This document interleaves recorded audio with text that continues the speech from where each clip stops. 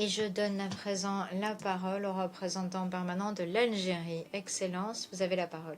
Madame la Présidente, tout d'abord, félicitations pour la conduite exemplaire des travaux de ce comité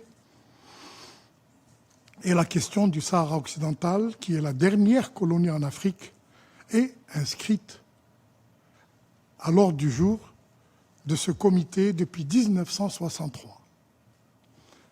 63 ans déjà.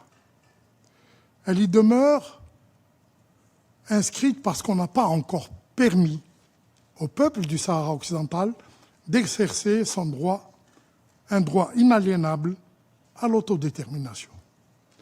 Et la position de mon pays sur cette question n'a jamais varié. Et elle continuera à s'inscrire dans le strict respect du droit international et des résolutions pertinentes des Nations Unies. Présidente, les paramètres fondamentaux qui encadrent cette question de décolonisation sont clairs, mais faut-il les répéter ici? Premièrement, c'est avant tout une question de décolonisation.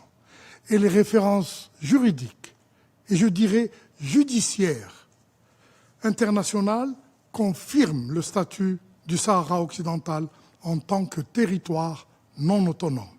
Elle consacre le droit de son peuple à l'autodétermination et elle statue définitivement et sans ambiguïté sur cette question. Deuxièmement, en ce qui concerne les derniers développements, l'Algérie, à l'instar de la Mauritanie sœur, a répondu favorablement à l'invitation de prendre part au processus politique en cours en tant que pays voisin, en tant qu'État observateur. Et mon pays, qui a toujours plaidé en faveur de négociations directes entre les deux parties en conflit, le Maroc et le Front Polisario, mon pays qui a toujours soutenu de manière constante les efforts du secrétaire général des Nations Unies et de ses employés personnels.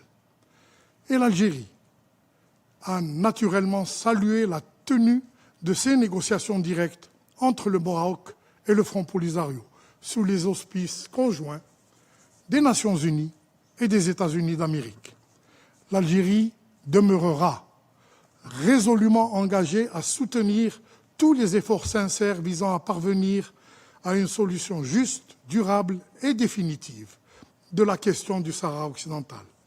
Mais une solution qui garantisse au peuple du Sahara occidental l'exercice de son droit inaliénable à l'autodétermination. Troisièmement, Madame, la reprise des négociations directes entre le Royaume du Maroc et le Front Polisario est de bon augure.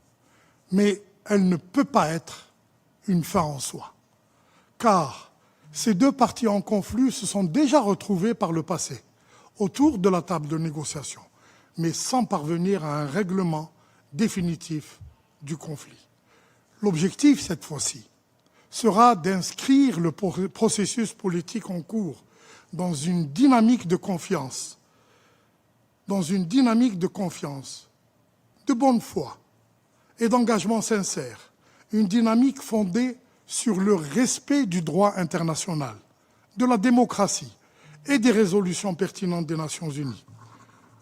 La persistance de la rhétorique, du fait accompli, de conditions préalables, de dénigrement et de déni de l'autre ne ferait qu'alimenter la frustration, que conduire le processus politique vers une nouvelle impasse. Madame, le mandat du C24 conserve toute sa pertinence tant que les peuples non autonomes n'ont pas exercé librement et pleinement leur droit à l'autodétermination. Le peuple du Sahara occidental ne saurait faire exception. Je vous remercie.